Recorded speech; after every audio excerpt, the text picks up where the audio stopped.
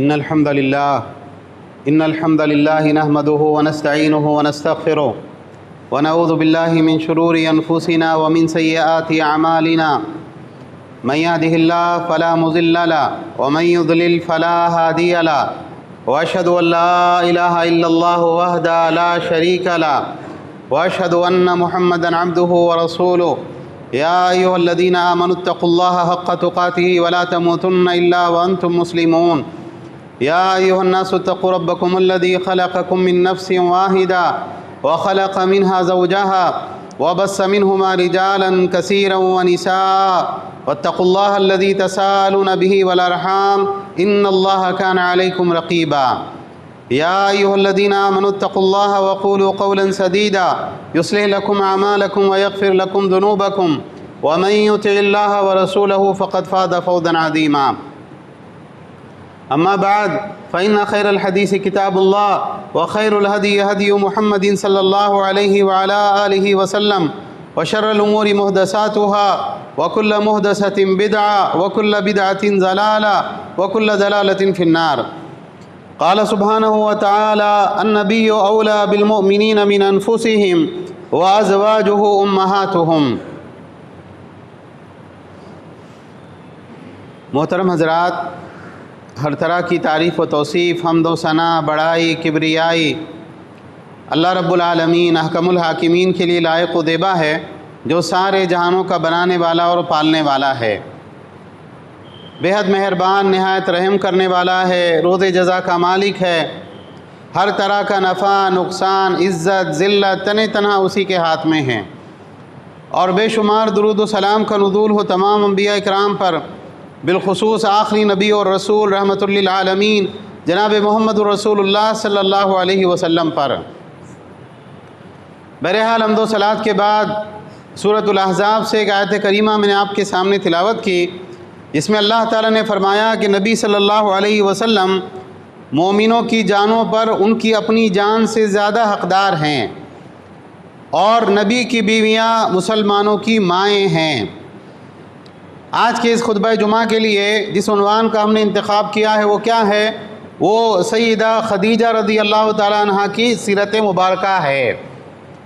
اسلام کے اندر ماں کا بڑا مقام اور مرتبہ ہے، اور اللہ تعالیٰ نے سورہ لقمان میں اور قرآن کریم میں دیگر مقامات پر والدین کا حق ادا کرنے کی خاص طور سے تاکید کی، اور ماں کا حق بطور خاص ادا کرنے کی جو ہے اللہ تعالیٰ نے تاکید کی ہے۔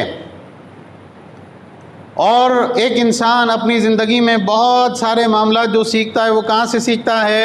اپنی ماں سے سیکھتا ہے۔ یہاں تک کہ انسان جو بولنا سیکھتا ہے، انسان کی یعنی جو ہے زبان کے اندر اس کے بولنے میں بھی سب سے زیادہ کس کا کردار ہوتا ہے؟ اس کی ماں کا۔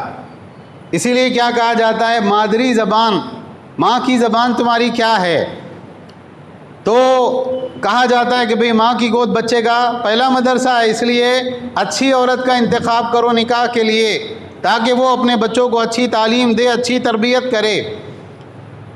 تو جب ہماری ماں کا یہ معاملہ ہے تو وہ عورتیں جو سارے مسلمانوں کی، سارے مومنوں کی مائیں ہیں، اور ان ماؤں کے معلم کون تھے؟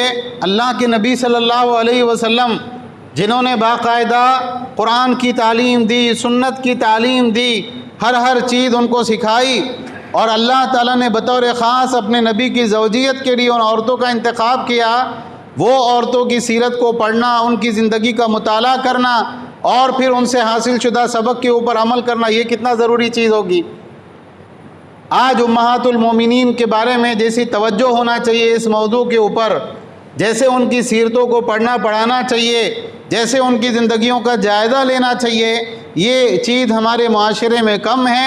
اسی لیے آپ دیکھیں کہ آج ہماری عورتوں کے اندر طرح طرح کے بگاڑ اور فساد آ رہے ہیں، اس لیے کہ آئیڈیل عورتوں کی امہات المومنین ہونا چاہیے، انہوں نے پتہ نہیں کسی اور کو آئیڈیل بنا رکھا ہے۔ تو ہمارے مردوں کے لیے، ہماری عورتوں کے لیے ایک بہت عمدہ اسوہ، نمونہ، سبق ہم کو امہات المومنین کی زندگی میں ملتا ہے۔ اللہ کے نبی صلی اللہ علیہ وسلم کی بیویاں کتنی تھیں؟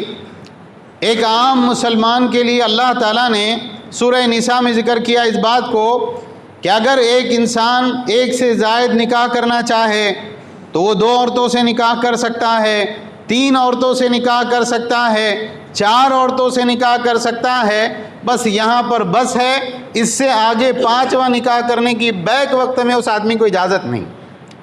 ایک وقت میں ایک آدمی کے نکاح میں اس کی زوجیت میں کتنی عورتیں ہو سکتی ہیں؟ 4۔ لیکن اللہ تعالیٰ نے کہا اگر تمہیں ڈر ہو اس بات کا کہ تم ناانصافی کرو گے تو بس پھر ایک ہی کے اوپر اکتفا کرو۔ اگر کوئی انسان کو یہ ڈر ہے کہ میں انصاف نہیں کر پاؤں گا، اس کے لیے پھر ایک سے زائد نکاح کرنا جائز نہیں ہے۔ لیکن پیارے رسول صلی اللہ علیہ وسلم کی خصوصیت کیا تھی نکاح کے بارے میں؟ اللہ تعالیٰ نے اپنے نبی کو وہ جسمانی طاقت عطا کی تھی، اللہ تعالیٰ نے اپنے نبی کو وہ مضبوطی عطا کی تھی، اور اللہ تعالیٰ کی بے شمار حکمتیں مصلحتیں اس چیز کے پیچھے تھی کہ اللہ تعالیٰ نے اپنے نبی کو 4 سے زائد نکاح کرنے کی اجازت دی۔ یہ اللہ کے نبی صلی اللہ علیہ وسلم کی خصوصیت ہے، عام سنت نہیں ہے۔ علماء نے کہا کتنے نکاح ہوئے اللہ کے نبی صلی اللہ علیہ وسلم کے؟ تو ایک قول ہے کہ 13 نکاح ہوئے، ایک ہے کہ 12 نکاح ہوئے، اور صحیح بات جس کے اوپر اکثر علماء ہیں وہ یہ ہے کہ اللہ کے نبی صلی اللہ علیہ وسلم نے 11 نکاح کیے ہیں۔ 9 ازواج آپ کی وفات کے وقت تک آپ کے ساتھ میں تھی۔ پہلا نکاح اللہ کے نبی صلی اللہ علیہ وسلم نے حضرت خدیجہ رضی اللہ تعالیٰ عنہ سے کیا، پھر اس کے بعد حضرت سودا رضی اللہ تعالیٰ عنہ آپ کے عقد میں آئیں، پھر حضرت عائشہ رضی اللہ تعالیٰ عنہ آپ کے عقد میں آئیں، پھر حضرت حفصہ بنت عمر بن خطاب رضی اللہ تعالیٰ عنہ وہ آپ کے نکاح میں آئیں، پھر زینب بنت خزیمہ ہیں، ام سلمہ رضی اللہ تعالیٰ عنہ ہیں، ام حبیبہ ہیں، حضرت جویریہ رضی اللہ عنہ ہیں، حضرت میمونہ ہیں، حضرت صفیہ ہیں، اور حضرت زینب بنت جعش ہیں۔ یہ 11 عورتیں ہیں جو اللہ کے نبی صلی اللہ علیہ وسلم کے عقد میں آپ کی زوجیت میں آئیں۔ جب آپ صلی اللہ علیہ وسلم کی وفات کا وقت تھا اس وقت تک 2 امہات المومنین کا انتقال ہو چکا تھا، ایک سیدہ خدیجہ رضی اللہ تعالیٰ عنہ کا اور ایک زینب بنت خزیمہ رضی اللہ تعالیٰ عنہ تھی جن کا انتقال ہو چکا تھا، اور 9 عورتیں وفات تک اللہ کے نبی صلی اللہ علیہ وسلم کے نکاح میں تھیں، اور 2 باندیاں اللہ کے نبی صلی اللہ علیہ وسلم کے پاس میں تھی، اور بھی تھیں۔ 2 کے نام ہم کو ملتے ہیں، ایک حضرت ریحانہ ہیں اور اسی طریقے سے ماریہ قبطیہ رضی اللہ تعالیٰ عنہ ہیں جن کو نجاشی نے اللہ کے نبی صلی اللہ علیہ وسلم کی خدمت کے لیے بھیجا تھا۔ تو یہ عورتیں اللہ کے نبی صلی اللہ علیہ وسلم کے پاس میں رہی۔ پہلا نکاح اللہ کے نبی صلی اللہ علیہ وسلم نے کون سی عمر کے اندر کیا؟ مشہور تاریخی روایتوں کے اعتبار سے یہ ہے کہ اللہ کے نبی صلی اللہ علیہ وسلم نے پہلا نکاح کیا 25 سال کی عمر میں، اور جب ہم نکاح کرتے ہیں تو اللہ کے نبی صلی اللہ علیہ وسلم کی تعلیم ہمارے لیے کیا ہے؟ عورت سے 4 وجوہات سے نکاح کیا جاتا ہے۔ اس کے مال کی وجہ سے، بہت مالدار خاتون ہے اور والد کی اکلوتی بیٹی ہے، بہت پیسہ ہے، بہت کچھ ملے گا، تو بہت سارے لوگ مال کی لالچ میں نکاح کرتے ہیں۔ ولی جمالیہا، اللہ کے نبی صلی اللہ علیہ وسلم نے کہا عورت کی خوبصورتی کی وجہ سے بہت سے نکاح ہوتے ہیں، اور اسی طریقے سے عورت کے خاندان، اس کے حسب و نسب کی وجہ سے نکاح ہوتے ہیں، بہت اونچے خاندان کی عورت ہے اس سے نکاح کرنا چاہیے۔ اور ایک وجہ ہے نکاح کرنے کی دینداری، اور اللہ کے نبی صلی اللہ علیہ وسلم نے فرمایا فَاظْفَرْ بِذَاتِ الدِّین، دینداری کو اختیار کرو، تمہارے ہاتھ خاک آلود ہو۔ تو یہ ہے کہ بھئی بہت خوبصورت لڑکی ہونا چاہیے، بہت خوبصورت ڈھونڈ رہے ہیں یہاں وہاں، اس کو ریجیکٹ کیا اس کے بالوں کی وجہ سے، اس کو ریجیکٹ کیا اس کے قد کی وجہ سے، اس کو ریجیکٹ کیا اس کے رنگ کی وجہ سے۔ یہ اسلام نہیں سکھاتا ہے۔ اللہ کے نبی صلی اللہ علیہ وسلم نے حضرت خدیجہ رضی اللہ تعالیٰ عنہ سے سب سے پہلا نکاح کیا۔ خدیجہ رضی اللہ تعالیٰ عنہ کی عمر کتنی تھی؟ 40 سال، اور اللہ کے نبی صلی اللہ علیہ وسلم کی عمر کتنی تھی؟ 25 سال۔ اور حضرت خدیجہ رضی اللہ تعالیٰ عنہ 2 مرتبہ بیوہ ہو چکی تھی، اور پہلے شوہروں سے ان کو اولاد بھی تھی۔ ابو حالہ سے پہلے نکاح ہوا، اس کے بعد میں ان کا انتقال ہو گیا، اس کے بعد میں پھر عتیق بن عائد مخزومی ان سے ان کا نکاح ہوا، اس کے بعد ان کا بھی انتقال ہو گیا، اور اس کے بعد میں تیسرے شوہر کون بنے؟ جناب محمد الرسول اللہ صلی اللہ علیہ وسلم۔ اور یہ نکاح کس بنیاد کے اوپر ہوا؟ حضرت خدیجہ رضی اللہ تعالیٰ عنہ کا جو لقب تھا مکہ کے اندر وہ کیا تھا؟ لوگ الگ الگ وجوہات سے پہچانے جاتے ہیں۔ حضرت خدیجہ رضی اللہ تعالیٰ عنہ کے لیے مکہ کے جو لوگ تھے وہ لفظ استعمال کرتے تھے العفیفہ الطاہرہ، وہ عورت جو اپنی پاک دامنی اور اپنی طہارت کی بنیاد کے اوپر مشہور ہے، وہ عورت ہے حضرت خدیجہ رضی اللہ تعالیٰ عنہ۔ اللہ کے نبی صلی اللہ علیہ وسلم کون تھے؟ صادق اور امین۔ آپ کے جو ہے رسالت سے پہلے آپ کو مکہ والے کس نام سے پکارتے تھے؟ الصادق اور الامین۔ تو اللہ نے آپ کے لیے کس عورت کا انتخاب کیا؟ العفیفہ الطاہرہ، بہت زیادہ عفت والی اور بہت زیادہ پاک دامن عورت۔ یہ دو شوہروں کے انتقال کے بعد میں جو مال ان کے پاس میں تھا یہ بطور مزاربت لوگوں کو تجارت کے لیے دیا کرتی تھی۔ مزاربت کیا ہوتی ہے؟ مزاربت یہ ہوتی ہے کہ بھائی میرا ایک چلتا ہوا کاروبار ہے، آپ میرے پاس سے مال لے کے جا رہے ہیں، کپڑے کا بزنس ہے، جوتے چپل کا کاروبار ہے، کھانے پینے کی چیزوں کا کاروبار ہے، اچھا آپ کو دکان لگانی ہے، لے جائیے میرے پاس سے مال، اور اس کے بعد میں اس کو بیچیے، اور اس کے بعد میں جو بھی نفع آتا ہے وہ نفع اتنے پرسنٹ آپ کا اور اتنے پرسنٹ میرا، چاہے کتنا ہی نفع ہو، چاہے 10,000 بچیں چاہے 1,000 بچیں، لیکن جتنا بھی نفع آئے گا اس کے اندر سے اتنا میرا ہوگا اور اتنا آپ کا ہوگا۔ یہ مزاربت ہوا کرتی۔ یا یہ ہے کہ آپ میرے پاس سے پیسہ لے کے اپنے مال میں لگائیے، اپنی دکان میں لگائیے، اس پیسے کے اوپر، اس مال کے اوپر جو آپ نے خریدا اور اس کے بعد میں بیچا، جتنا نفع ہوگا اس میں اتنا پرسنٹ میرا اور اتنے پرسنٹ آپ کا، نقصان ہوا تو نقصان بھی برداشت، نفع ہوا تو نفع کے اندر بھی ہم آپ کی محنت کے اعتبار سے آپ کو اتنا ملے گا، مجھ کو اتنا ملے گا۔ عام طور سے آج کے دور میں بہت سارے لوگ جو یہ کام کرتے ہیں وہ کیسا کرتے ہیں؟ نفع ہو یا نقصان ہمیں کوئی واسطہ نہیں ہے، اتنے پیسے آپ کو دینے پڑیں گے، اور اس کے بعد میں چاہے آپ نقصان میں چلے جائیں اس سے ہم کو کوئی مطلب نہیں۔ یہ اسلامی طریقہ نہیں ہے۔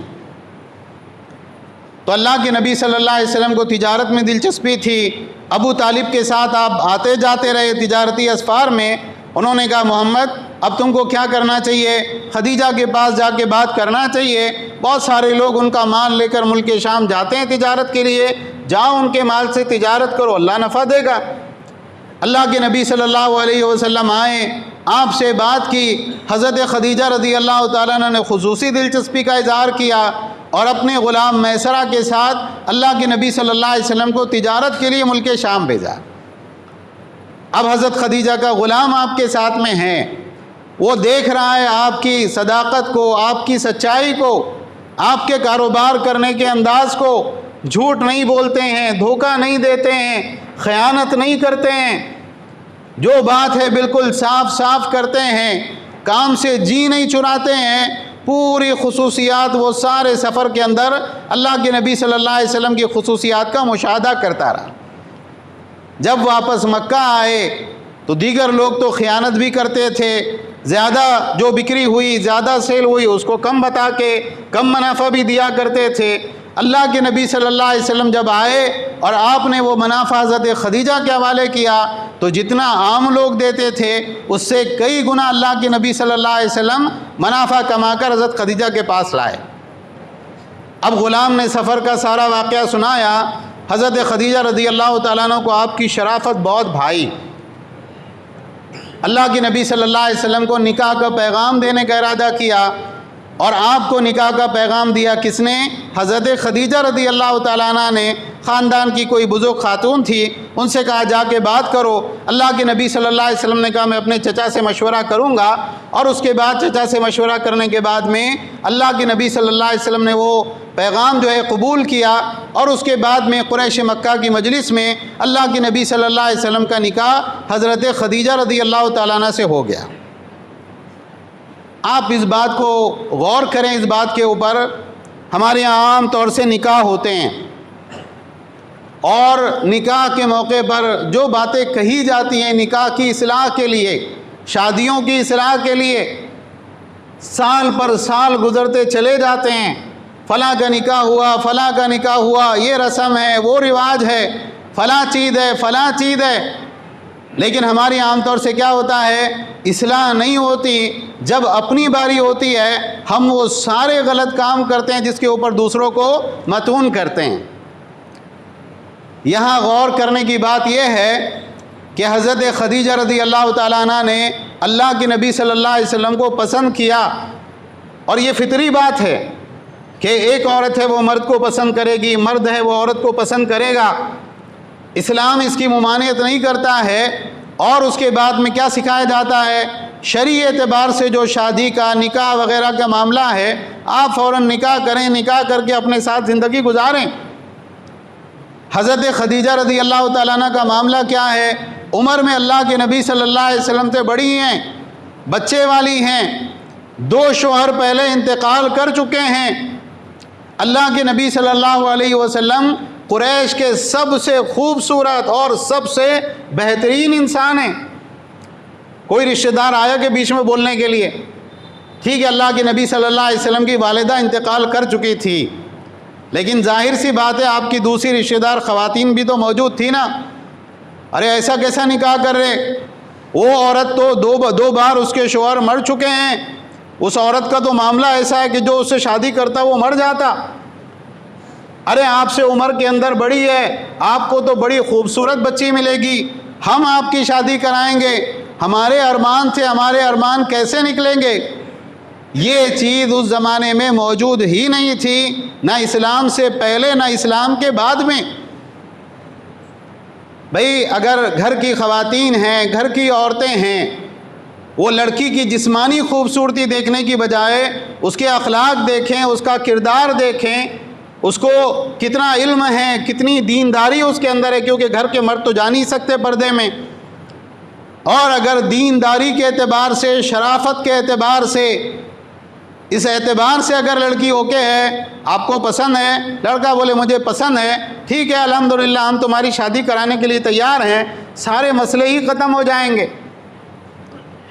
آج ہمارے معاشرے کے اندر اگر لڑکی والے خود کسی کو پیغام دے دیں لڑکے کے لیے کہ بھئی ہماری بچی آپ سے نکاح کرنا چاہتی ہے، ہم آپ کے بچے کو اپنی بچی دینا چاہتے ہیں، ضرور لڑکی کے اندر کوئی عیب ہوگا، ورنہ لڑکی والے کہاں جو ہے خود اپنی طرف سے شادی کا پیغام دیتے ہیں۔ تو ہمارے معاشرے کے اندر نکاح کے نام پر اتنی خرافات ہے، اور چند چیزیں ہم لوگ پکڑ کے بیٹھے، جہیز نہیں ہونا، فلاں چیز نہیں ہونا، ورنہ کتنی خرافات ایسی ہیں جو نکاح اور شادی بیاہ کے اندر یعنی جو ہے لڑکی اور لڑکے کو چننے کے اعتبار سے کتنی خرافات ہیں۔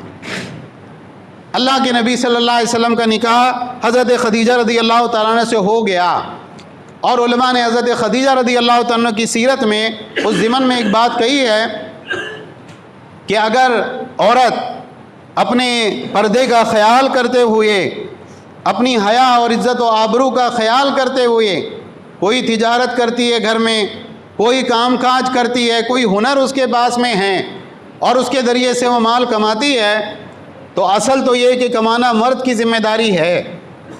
لیکن اگر عورت کوئی کام کرنا چاہتی ہے اور اس سے اس کی گھرداری میں، اس کے پردے میں، اس کے عزت و آبرو میں کوئی خلل نہیں پڑتا، کوئی حرج کی بات نہیں۔ حضرت خدیجہ رضی اللہ تعالیٰ عنہ کی بڑی تجارت تھی، اللہ نے بہت مال سے نوازا تھا، اور جب اللہ کے نبی صلی اللہ علیہ وسلم سے نکاح ہوا اور اس کے بعد میں آپ نبی بنائے گئے، وہ پورا کا پورا مال انہوں نے اللہ کی دین پر اور اللہ کی راہ میں قربان کر دیا۔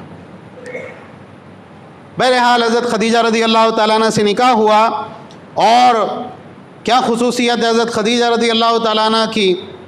بڑی پیاری اور بہت اچھی بیوی تھی اللہ کے نبی صلی اللہ علیہ وسلم کی۔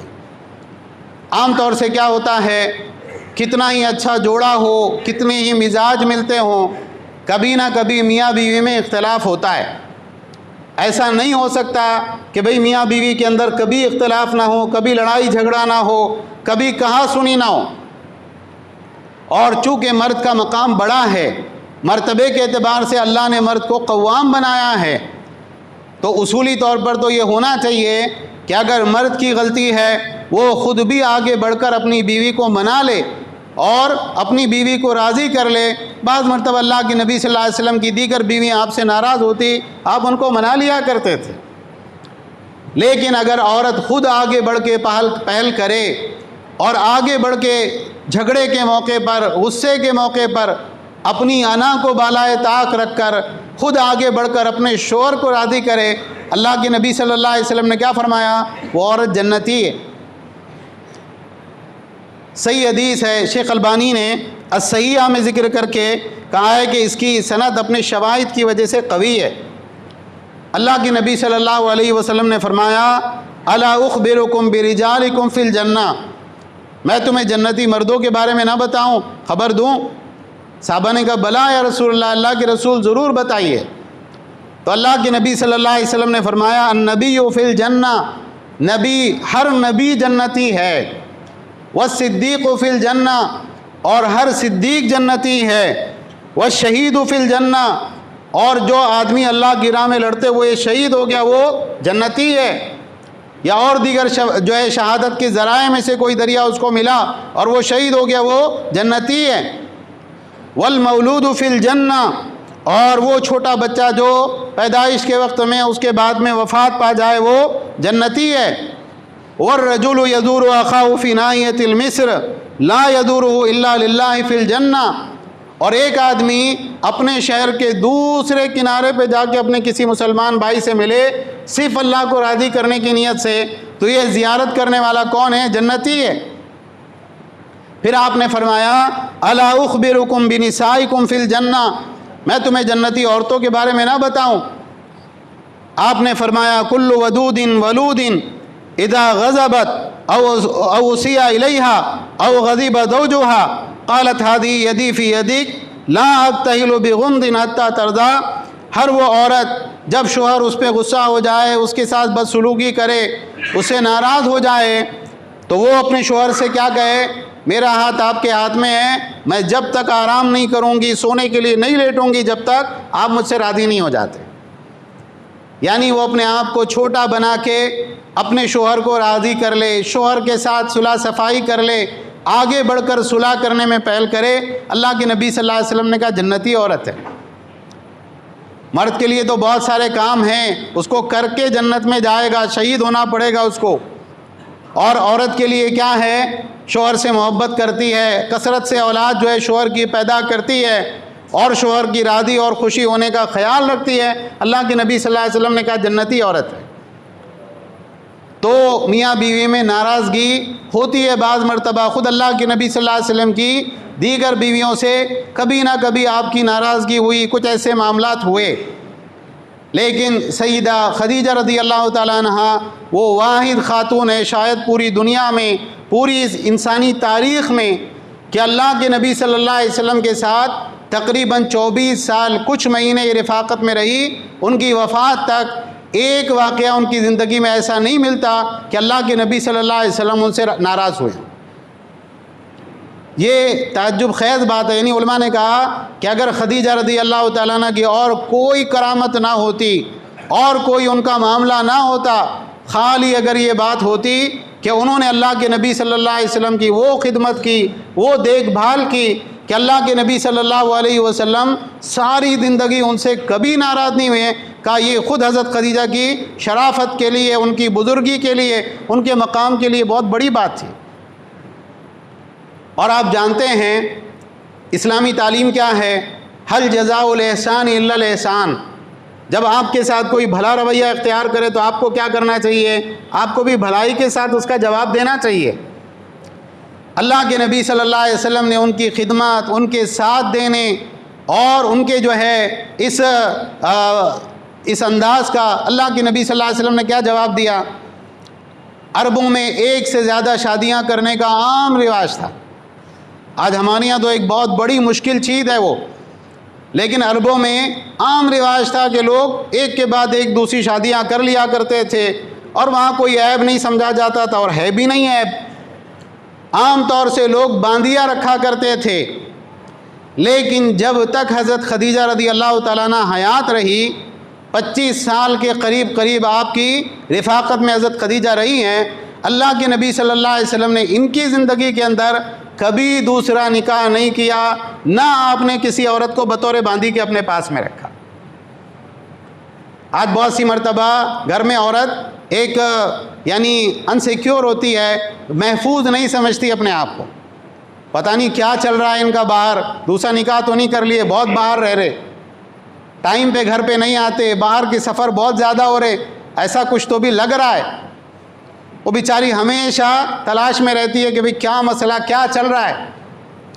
اگر عورت خدمت کرے، شوہر کا دھیان رکھے، جیسے پہلے شادی کی ابتدائی ایام میں ہوتا ہے، کھانے کا، کپڑے کا، شوہر کی ضرورتوں کا، تو ایسا ہوتا ہے بعض مرتبہ کہ عورت شوہر کے لیے اتنی کافی ہو جائے، ضرورت ہی نہیں دوسرے کی کائے کو لانے کا، آپ ہیں میرے ساتھ میں بہت بہتر ہے.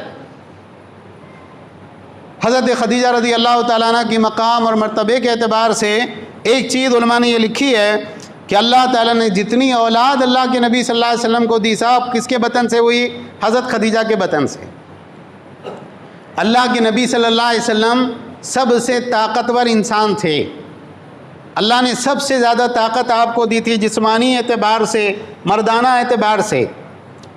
لیکن یہ جو اولاد کا معاملہ ہے نا، اولاد کا معاملہ اللہ کے حوالے ہے. اگر اللہ اولاد نہ دے، کوئی اولاد نہیں دے سکتا، کچھ نہیں ہو سکتا. اس میں انسان کو صرف اللہ سے لو لگانی چاہیے.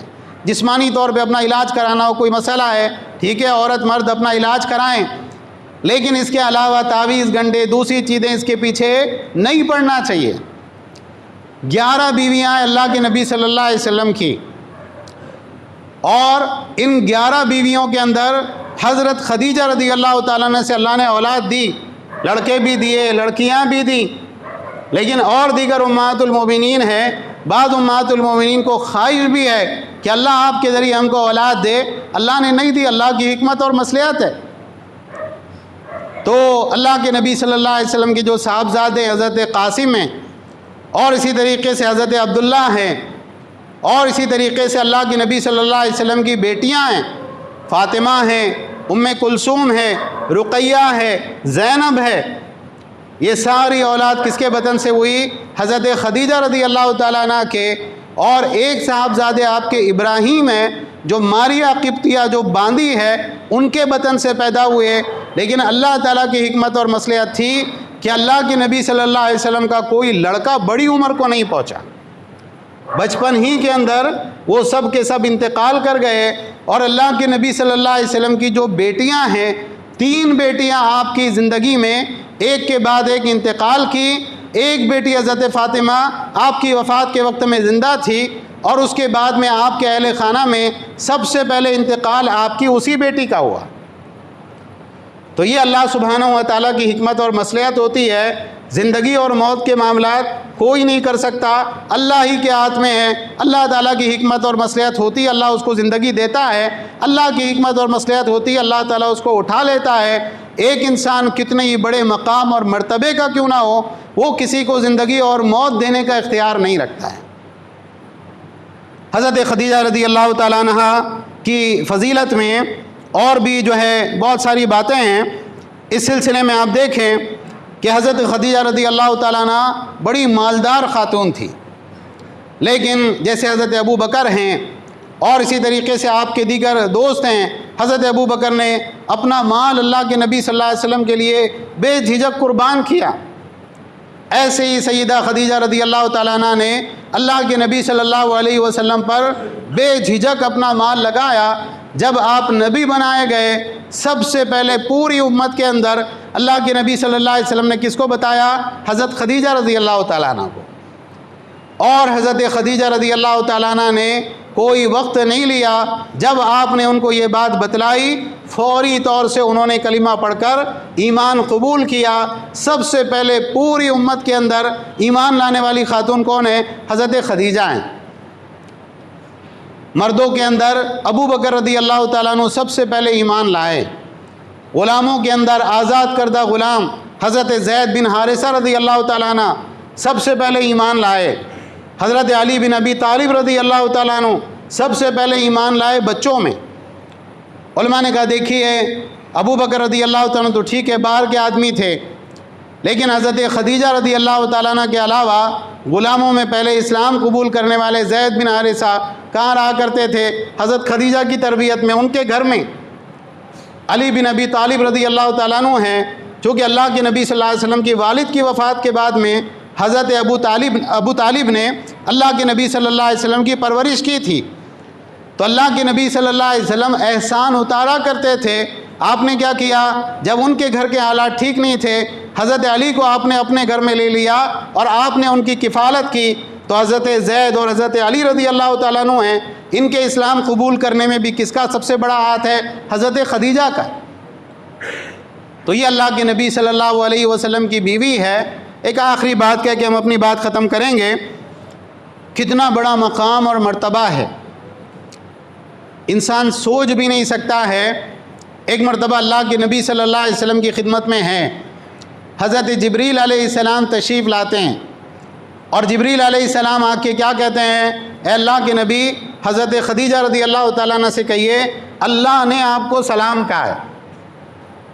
کتنی بڑی بات ہے، ایک انسان کو اس کا رب سلام بھیجے، کس کے ذریعے سے؟ فرشتوں کے اندر سب سے مقرب فرشتے کے ذریعے، اللہ کے نبی صلی اللہ علیہ وسلم کے ذریعے ان کو وہ سلام پہنچایا جائے۔ اور پھر جبریل علیہ السلام نے کہا اے اللہ کے نبی ان سے میرا بھی سلام کہیے، اللہ بھی سلام کہہ رہا ہے اور میں بھی سلام کہہ رہا ہوں۔ تو حضرت سیدہ خدیجہ رضی اللہ تعالیٰ نے کہا کہ اللہ تعالیٰ تو خود سلام ہے، نہیں اللہ کے سلام کا جواب تو نہیں دیا جا سکتا، اللہ تعالیٰ تو خود سب کو سلامت رکھتا ہے، لیکن آپ پر اور جبریل علیہ السلام کے اوپر سلامتی ہو، اللہ تعالیٰ ان پر بھی سلامتی نازل کرے۔ یہ سیدہ خدیجہ رضی اللہ تعالیٰ عنہ نے جواب دیا۔ بہرحال حضرت خدیجہ کی سیرت کے بہت سے پہلو ہے، اللہ تعالیٰ نے اگر زندگی دی اور آئندہ موقع ملا تو انشاءاللہ وہ چیزیں بھی ہم آپ کے سامنے رکھیں گے۔ بہت ضروری ہے کہ ہم ادھر ادھر کی چیزیں پڑھنے اور پڑھانے کی بجائے نیک لوگوں کی زندگیوں کا مطالعہ کریں، اور نیک لوگوں میں سب سے زیادہ جو سیرت جن کی پڑھی جانی چاہیے، جن کی زندگی کو مطالعہ کرنا چاہیے، بار بار پڑھنا اور سمجھنا چاہیے، اس کے سب سے زیادہ حقدار کون ہیں؟ جناب محمد رسول اللہ صلی اللہ علیہ وسلم، اور اس کے بعد اللہ کے نبی کے اہل خانہ ہیں، آپ کی بیویاں ہیں، آپ کے خلفاء ہیں، آپ کے صحابہ ہیں۔ یہ وہ لوگ ہیں جو وہ جس دور میں تھے، اس دور کے اندر اسلام مکمل اوریجنل حالت میں موجود تھا، اور اگر ہم وہاں ان کی زندگیوں کو پڑھیں گے اور اس کے بعد ہم اپنی زندگیوں کا جائزہ لیں گے تو ہم کو سمجھ میں آئے گا کہ کتنی ایسی چیزیں ہمارے یہاں ہیں جو واقعی اصلی اسلام ہے، اور کتنی ایسی چیزیں ہیں جس کو ہم دین، مذہب، اسلام کا حصہ سمجھتے ہیں لیکن وہ اسلام نہیں ہے۔ اللہ تعالی ہم سب کو اپنی اصلاح کرنے کی توفیق عطا فرمائیں۔ ساری دنیا کے اندر جہاں جہاں مسلمان پریشان حال ہے، اللہ ان کی پریشانیوں کو دور فرما۔ جو مسلمان زخمی ہیں اللہ ان کو شفا عطا فرما، جو بیمار ہیں اللہ ان کو شفا عطا فرما، جو گزر چکے اللہ ان کی مغفرت فرما، عذاب قبر سے ان کو نجات دے، ان کی کامل مغفرت فرما دے۔ جو مسلمان بے روزگار ہیں اللہ ان کو حلال طیب روزگار عطا فرما، جو نکاح کے خواہش مند ہیں اللہ ان کو مناسب جوڑا عطا فرما، جو بے اولاد ہیں اللہ ان کو نیک صالح اولاد عطا فرما، ہماری چھوٹی بڑی پریشانیوں کو دور فرما۔ جو مقروض ہیں اللہ غیب سے ان کے قرضوں کی ادائیگی کی سبیلیں عطا فرما۔ اے اللہ جو بیمار ہیں ان کو شفائے کاملہ عاجلہ عطا فرما۔ ہم سب کو اپنی موت کی اور قبر کی تیاری کرنے کی توفیق عطا فرما۔ آمین۔ وآخر دعوانا ان الحمد للہ رب العالمین۔